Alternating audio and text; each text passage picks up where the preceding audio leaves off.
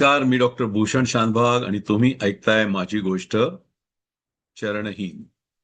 मी तुम्हाला गोष्टी सांगतो आणि तुम्ही त्या एन्जॉय करता. सबस्क्राईब कोणी करायचं हो?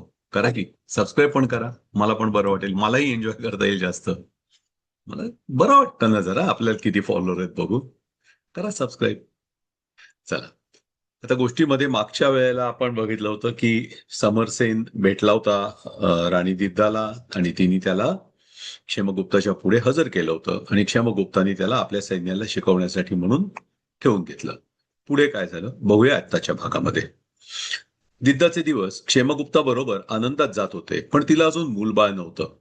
राजमाता द्वारका देवीने तिला विचारलं, सुनबाई, लग्न होऊन बरेच दिवस झाले, पाळणा कसा हलत नाही अजून?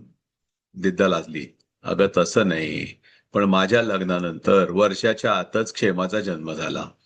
चित्रलेखेला सुद्धा पहिली मुलगी वर्षाच्या आतच झाली. अजून तुझ्याकडे कशी काही बातमी नाही? आता ते माझ्या हातात आहे का नाही आईसाहेब? अरे ते तुझ्या हातात नाही मलाही ठाऊक आहे, पण मी सांगते ते ऐक. नगराच्या पूर्व दाराच्या बाहेर साधारण अर्ध्या कोसावर एक गुहा आहे. तिथे कैलास गोसावी नावाचे एक गोसावी राहतात. खूप ताकदवर आहेत ते. त्यांनी 125 वर्ष एका पायावर उभं राहून तप केलंय म्हणे. एकदा जा तिथं, गोसावी बाबांचा आशीर्वाद घे, नक्की गर्भ राहील बघ. जाईन मी आईसाहेब. पण राजमातेचा उत्साह दांडगा होता. तिनं क्षेमगुप्ताला बोलावणं धाडलं. क्षेमगुप्ता आल्यावर ती म्हणाली, क्षेमा, अरे तुमचं लग्न होऊन इतके दिवस झाले, पाळणा कसा हलत नाही अजून? वंशाला दिवा नको? वारस कुठे आहे तुझ्या राज्याला? या तुझ्या राणीला कैलास गोसाव्यांकडे जायला सांगत होते मी. तूच घेऊन जा. मरण्यापूर्वी नातवाचा चेहरा पाहू दे मला म्हातारीला. आईच्या आग्रहाखातर क्षेमगुप्त दिद्दाला घेऊन गोसाव्यांकडे गेला. दिद्दाला खरं तर ते पटत नव्हतं, पण तिचाही नाईलाज झाला. कैलास गोसाव्याच्या गुहेपर्यंत दिद्दाला चढून जाणं शक्य नव्हतं, म्हणून वलगा सुद्धा तिच्या बरोबर होती. कैलास गोसाव्यांची गुहा डोंगरावर होती. डोंगराच्या पायथ्यापर्यंत रथ जाऊ शकला. वर मात्र दिद्दाला उचलूनच न्यायला लागलं. त्यांना येताना पाहून कैलास गोसाव्यांच्या एका शिष्यानं धावत पुढं जाऊन गोसाव्यांना वर्दी दिली. हे राजा, गोसाव्याच्या गंभीर स्वर गुहेमध्ये घुमला. दिद्दाला तो खर्जातला स्वर अगदी भावला. धुमी पेटवून गोसावी बसले होते. सगळे गोसाव्यांपुढे हात जोडून उभे राहिले. संतान प्राप्तीसाठी आलायस हो ना? होय महाराज. कोण महाराज? इथं महाराज कोणी नाही. महाराज तो, असं म्हणत गोसाव्यांनी वर बोट दाखवलं. चुकलो स्वामीजी. परत तेच, स्वामी तो. क्षमा असावी. तुम्हाला काय नावानं संबोधावं यात थोडा गोंधळ झाला. कैलास गोसावी म्हणतात मला. होय गोसावीजी. बस इथे, राणीला पण बसायला सांग. सगळे बसले. गोसाव्यांनी काही मंत्रतंत्र केले. त्यानंतर जवळ असलेल्या कमंडलूमध्ये धुमीतली थोडी राख घातली. मग एका शिष्याला काहीतरी सांगितलं. तो जाऊन एक तांब्याचा लोटा आणि एक फुलपात्र घेऊन आला. फुलपात्रात कमंडलू मधलं थोडं पाणी भरून त्यांनी ते दिड्डाला ते दिलं. हे पिऊन टाक बेटा.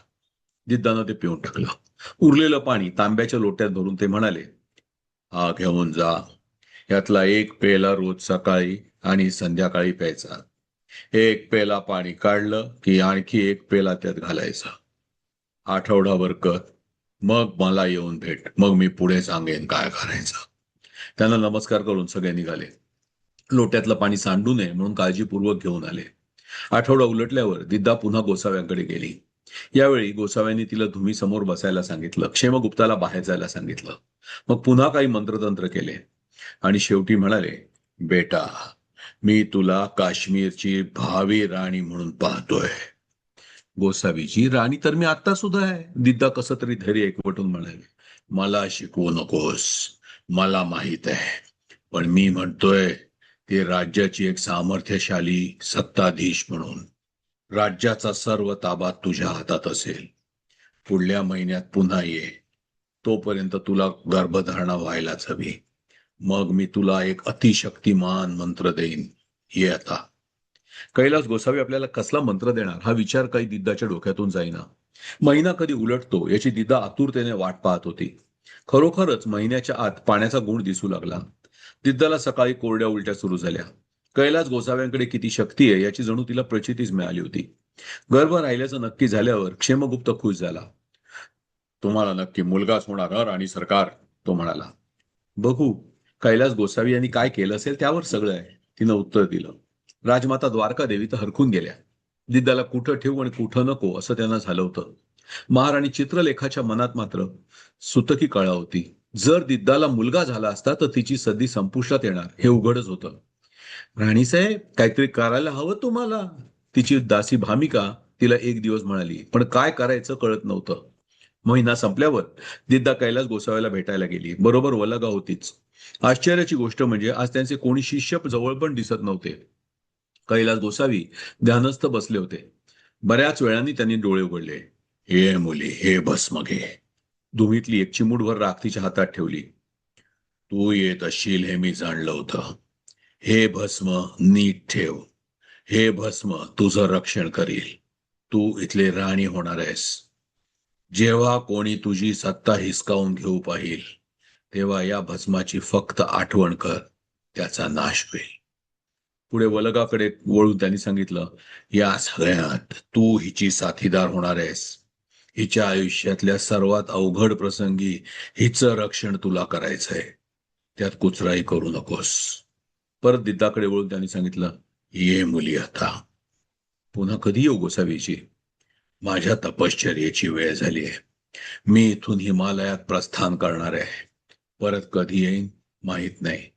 ही गुहा आहे अशीच राहते हे बघ. ही धुमीतली राख सुद्धा अशीच ठेवायची.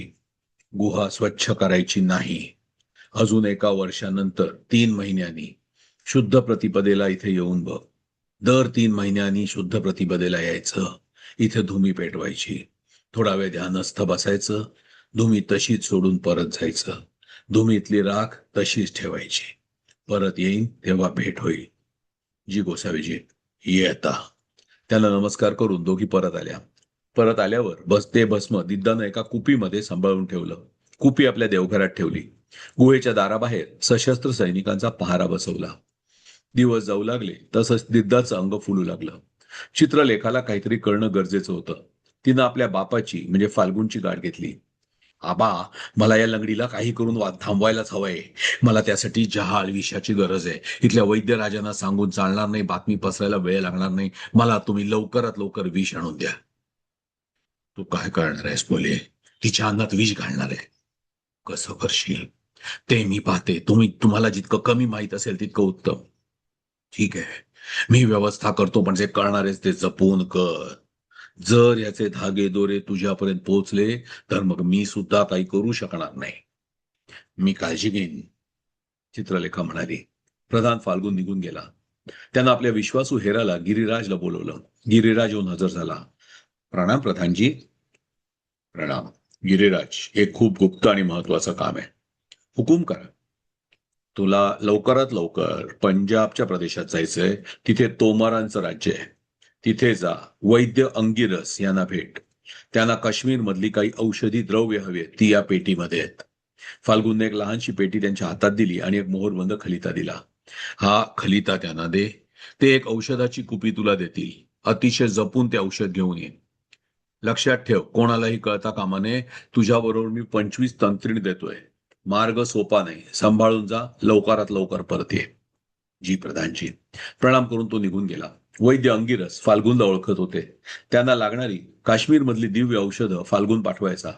त्यामुळे खलिता वाचल्यावर हवं ते विष पाठवून देतील याची फाल्गुनला खात्री होती. एका भयानक षडयंत्राला जन्म मिळत होता. दिद्दाच्या आयुष्यातलं सर्वात कठीण पर्व आता सुरू होत होतं. चित्रलेखाच्या हातात ती विषाची कुपी पोचल्यावर तिची योजना आखायला सुरुवात झाली. सल्ला द्यायला भामिका होतीच. राणीसाहेब, आता हे द्यायचं कसं? मी सुद्धा तोच विचार करते. एक सुचवू का? काय? त्यांचं जेवणाचं ताट भोजन गृहातून त्यांच्या महालात नेलं जातं. त्यावेळी त्यात विष मिसळलं तर? पण ते ताट नेताना तिची काळी दासी असते ना बरोबर, तेव्हा कसं मिसळणार? तिचं लक्ष दुसरीकडे वेधून घेतलं तर? भामिका, तुला वाटतं असं करता येईल? काय हरकत आहे? भामिका, तुला वाटतं तितकी ती साधी नाहीये. दासी असली तरी महाचालाक आहे. तिची नजर सतत कशी भिरभिरत असते बघ. तिला तू किंवा मी त्या लंगडीच्या थाळ्याच्या जवळपास जरी दिसलो ना तरी तिला संशय येऊ शकतो. मग इतरांकडून कोणाकडून करून घेतलं तर? भामिका, वेडी आहेस का तू? तिसऱ्या व्यक्तीला यात घालणं म्हणजे आपलं मरण ओढवून घेणं. जिला तू हे करायला सांगशील तिनं आज किंवा भविष्यात कधी तोंड उघडलं तर आपण मेलोय. आणि विषामुळे ती लंगडी मेली तर महाराज चौकशी तर करणारच. महाराज इथे नसतील तेव्हा तिला विष देऊ. अगं पण परत आल्यावर चौकशी करतीलच ना. त्यापूर्वी तुमच्या पिताजींनी चौकशी संपवली असेल तर. हो ग, ही तुझी कल्पना चांगली आहे. दोघी जणी उतावीळपणे पुन्हा क्षेमगुप्त नगराच्या बाहेर कधी जातो याची वाट पाहत राहिल्या. त्यांच्या सुदैवानं त्यांना फार काळ वाट पाहावी लागली नाही. आठवड्याच्या आत क्षेमगुप्तानं पुन्हा कोल्ह्याच्या शिकारीसाठी जात असल्याचं जाहीर केलं. महाराज बर्फ पडायला लागलाय, दिद्दा म्हणाली. राणी सरकार, बर्फ पडायला लागलेला असताना कोल्हे त्या पांढऱ्या बर्फात सहज उठून दिसतात. शिकार सोपी होते. महाराज जायलाच हवं का? बर्फ पडायला सुरुवात होऊन आता जेमतेम आठवडा झालाय. हे 15 दिवस अजून शिकार करता येईल, मग बर्फाची वादळं सुरू होतील. गुडघा मांडी उंचीचा बर्फ जमेल. अजूनपर्यंत बर्फ पडतो आणि वितळतोय. नंतर तो वितळणं बंद होईल. आधी जमलेला बर्फ थिजून घट्ट होऊन निसरडा व्हायला लागेल. तेव्हा तर शिकारीला जाणं शक्य होणार नाही. म्हणून आत्ताच जाऊन येतोय. आता दिद्दाचा तर नाईलाज होता. राज्य यावेळी मी सांभाळू का? क्षेमगुप्त मोठ्याने हसला. तुम्हाला राज्य सांभाळण्यात खूपच रस वाटायला लागलेला दिसतोय. हो ना, मला ते मनापासून आवडतं. आणि हो, तुमच्या म्हणण्याप्रमाणे पोटातल्या अभिमन्यूला सुद्धा राज्य चालवण्याची दीक्षा मिळतेय. हो, ते तर आहेच, दिद्दा लाजत म्हणाली. मग प्रश्न कुठे येतो? राज्य तुम्हीच सांभाळायचं. दुसऱ्या दिवशी दिद्दा राज्य सांभाळणार असल्याचं क्षेमगुप्तानं दरबारात जाहीर केलं. सर्वांनाच ते अपेक्षित होतं, त्यामुळे कोणीच काही बोललं नाही. फक्त पूर्वी प्रधान फाल्गुनच्या सहाय्यानं आणि सल्ल्यानुसार दिद्दा राज्य करील असं क्षेमगुप्त म्हणाला होता. यावेळी त्यानं फाल्गुनचा उल्लेख सुद्धा केला नाही. इतर कोणालाही हे जाणवलं नाही, पण फाल्गुनला हे जाणवलं. मस्तकात उठलेली कळ त्यानं कशी बशी दाबली. या राणीचा बंदोबस्त लवकरात लवकर करायलाच हवा होता. क्षेमगुप्त शिकारीला निघून जाण्यापूर्वीच प्रधान फाल्गुन चित्रलेखेला जाऊन भेटला. प्रणाम महाराणी. काय हो आबा, मला चित्रा म्हणा ना सरळ. ते माहेरी येशील तेव्हा इथे तुम्ही महाराणीच. बर, महाराज शिकारीला जात आहेत, काय ठरवलंय? फाल्गुननं विचारलं. मी तोच विचार करत होते. भोजनगृहातून तिचा थाळा तिच्या महालात नेला जातो. नेताना मिसळणं कठीण आहे, त्यामुळे थाळा लावतानाच यात काही मिसळलं तरच शक्य आहे. फाल्गुननं क्षणभर विचार केला, मग तो म्हणाला, तुम्ही म्हणताय ते बरोबर वाटतंय महाराणी, पण मला 2 दिवस द्या, मी योजना करतो. फाल्गुन निघून गेला. गेल्याबरोबर त्यानं एका हेराला बोलवलं, त्याला काही सूचना दिल्या. होकारार्थी मान हलवून तो निघून गेला. राजा क्षेमगुप्त शिकारीसाठी निघून गेला. 2 दिवस झाले. दुपारचं जेवण आणायला वल्गा मुत्पाकात गेली होती. नेहमीच्या आचार्याला वल्गानं रोजचाच प्रश्न विचारला. आज थाळ्यात किती पदार्थ आहेत? 27. ठीक आहे. दिदाचा थाळा रचला जात होता. 2 सेवक थाळा रचित होते. ते झाल्यावर मुत्पाकातला नेहमीचा सेवक थाळा झाकून घेऊन निघाला. बरोबर वलगा होतीच. दिद्दाच्या महालात जाऊन त्यानं चौरंगावर तो थाळा ठेवला. दिद्दा जेवायला बसली. बाजूला वलगा उभी होतीच. दिद्दानं काश्मीरी रोटीचा एक तुकडा तोडला. तो एका वाडग्यातील रश्यात बुडवून ती तो तोंडात घालणार इतक्यात वलगानं अचानक तिच्या हातावर एक फटका मारला. तो तुकडा लांब जाऊन पडला. खाऊ नका राजकुमारी, वल्गा म्हणाली. तिच्या डोळ्यात भीती होती. का ग, काय झालं? थांबा जरा. वलगानं एक एक वाडगा उचलून बाजूला ठेवायला सुरुवात केली. ती मोठ्यानं मोजत होती. 1, 2, 3, 4, 5, 27, 28. वल्गा थाळ्याकडे बघत राहिली. काय झालं? दिद्दानं विचारलं. राजकुमारी, मी आचार्याला विचारलं तर तो 27 पदार्थ आहेत म्हणाला, इथे 28 आहेत. वल्गा जास्त आहे, खाऊ नका. मी त्याला बोलवून आणते. थोड्याच वेळात आचार्य येऊन हजर झाला. प्रणाम राणीसाहेब. प्रणाम. नाव काय तुझं? शिखर. शिखर, आजच्या थाळ्यात किती पदार्थ आहेत? 27. मी यांना सांगितलं होतं. इथे किती आहेत पहा? शिखरनं पदार्थ मोजले. 28. पण राणीसाहेब, इथे मुजीचा वाडगा दिसतोय. साधारणपणे या बर्फाच्या मोसमात जरी मुजी बनवली जात असली तरी आज मुत्पाकखान्यात मुजी बनलेली नाही. नक्की? नक्की राणीसाहेब. मुजी बनवण्यासाठी मुळा लागतो, तो संपलाय आणि ताजा अजून आला नाहीये. ठीक आहे. दिदानं लगेच सैनिक बोलवले. मुत्पाकात असलेल्या सर्व माणसांना पकडलं गेलं. काय चाललंय कोणालाच कळत नव्हतं. शिखरला दिद्दानं विचारलं, यात नेहमीचा नसलेला कोणी आहे का? शिखरनं सगळ्यांकडे निरखून पाहिलं. नाही राणीसाहेब, सगळे नेहमीचेच आहेत. इतक्यात एक आचारी म्हणाला, राणीसाहेब मी बोलू का? बोला. एक नवा नेमलेला आचार्य आज इथे होता, तो इथे दिसत नाहीये. आपली नवीनच नेमणूक झाली आणि आज कुठं काय चालतं आपल्याला पाहायला सांगितलं असं तो म्हणाला होता. आणि तुम्ही त्याला कुठेही जायला दिलं. माफ करा राणीसाहेब, पण मुतपाका जेवायच्या वेळेला कामाची घात उडालेली असते, श्वास घ्यायला फुरसत नसते. वेळेवर प्रत्येकाला थाळा भरून ज्या त्या मालात पावता होईल हे पाहायचं असतं. जराही उशीर झालेला चालत नाही. कोणाला काय आवडतं काय आवडत नाही हे सुद्धा पाहावं लागतं. त्या माणसाकडे लक्ष ठेवायला होतं, पण कामाच्या गर्दीत शक्य नव्हतं. क्षमा करा. यापुढे काळजी घ्या. तुमच्यापैकी कोणी आज मुजी बनवली होती का? कोणीच होकारार्थी उत्तर दिलं नाही. शिखर, या मुजीमध्ये विष असण्याची शक्यता आहे. एखाद्या कुत्र्याला ती खायला घालून पहा. इतकी मसालेदार मुजी कुत्रा सहज खाणार नाही. रोटीमध्ये घालून द्या. काय होतंय ते मला सांगा. थोड्याच वेळात शिखर परत आला. खाली मान घालून म्हणाला, कुत्रा लगेच मेला राणीसाहेब. मला माहित होतं. यापुढे काळजी घ्या. आणि उद्यापासून माझा वलगाच्या ताब्यात देईपर्यंत तुम्ही स्वतः त्यातला प्रत्येक पदार्थ तिच्यासमोर चाखून दाखवायचा. कळतंय? जी राणीसाहेब.